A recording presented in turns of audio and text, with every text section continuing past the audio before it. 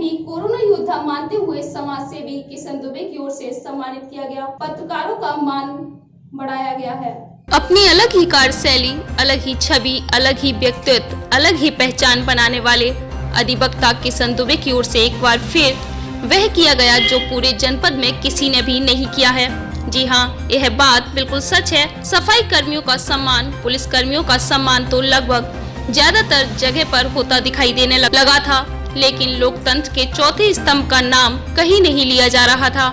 जबकि कोरोना महामारी के संकट में अपनी जान को जोखिम में डालकर लोकतंत्र का चौथा स्तंभ भी लगातार लोगों तक समाचार के माध्यम से अपना काम कर रहा था। समाज सेवी किशन दुबे की ओर से पत्रकारों को भी कोरोना योद्धा माना गया है और उन्होंने 24 अप्रैल को अपने आवास पर ही नगर के कई पत्रकारों का सम्मान किया है, पत्रकारों के जज्बे को सलाम किया है। उन्होंने पत्रकारों को गमछा, मास्क और सैनिटाइजर देकर पत्रकारों का सम्मान किया है। सभी पत्रकारों को फूल माला पहनाकर स्वागत भी किया और क्या कुछ कहा है यह जरा आप भी सुनिए। प्रथम मैं सबसे पहले अपने आवास पर आए हुए सभी पत्रकार साथियों का, सीनियर पत्रकार हों, चाहे हमारे बराबर के साथी हों या हमारे छोटे भाई तुल्य पत्रकार साथी हों, उन सबको दिल से मैं बहुत बहुत बधाई इसलिए देना चाहता हूँ कि मुझे थोड़ी सी सरकार से इस मामले थोड़ी सी शिकायत है।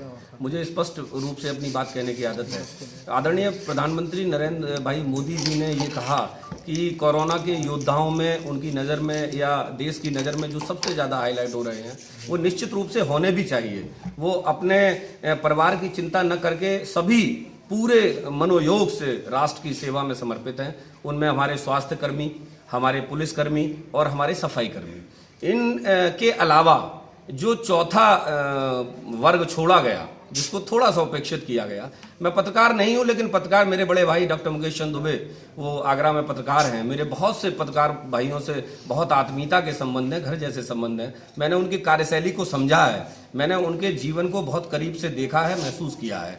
उस अनुभव के आधार पर मैं ये कह सकता हूँ कि जब कोरोना के योद्धा चिन्हित किए गए तो निश्चित रूप से पत्रकारों को भी उसमें स्थान मिलना ही चाहिए था, ऐसा मुझे लगता है। हो सकता है मेरी ये व्यक्तिगत राय हो, कुछ लोगों को ना अच्छी लगे, लेकिन ये आवश्यक नहीं कि मेरी हर बात हर व्यक्ति को अच्छी लगे। मैं कभी इस आधार पर अपनी राय नहीं बनाता।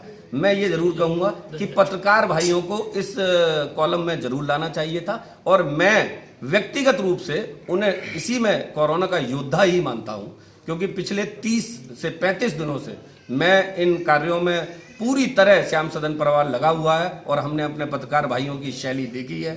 चाहे वो छोटे भाई आशुतोष मिश्रा हों, चाहे हमारे जितने भी साथी, चाहे हमारा अक्षय हो, चाहे देवेंद्र हों, चाहे विशाल हों, चाहे हमारे पांडे जी हों, ये सभी साथी जितने, मैं सबके नाम नहीं ले सकता। मैंने सभी की आप लोगों से अभी हमारे साथियों से नमस्कार भी करवाई थी।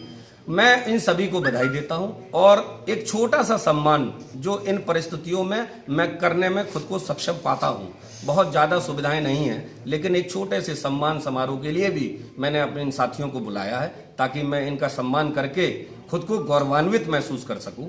इस पर्पज से आज मैंने ये प्रेस वार्ता बुलाई है। साथ ही दूसरा लक्ष्य जो है वो निश्चित रूप से भगवान परशुराम जयंती जो जन्मोत्सव है वो 26 तारीख को तिथि निकली है। 26 तारीख के लिए एक संदेश मुझे बहुत बड़े स्तर पर मैं चाहता हूँ जनपद के अलावा पूरे प्रदेश में हमारे भाई मेरी इस अपील, मेरी इस भावुक अपील को सुने और उसको अपने जीवन में उतारने का प्रयास अवश्य करें। इन्हीं 2-3 लक्ष्यों को लेकर मैंने ये प्रेस वार्ता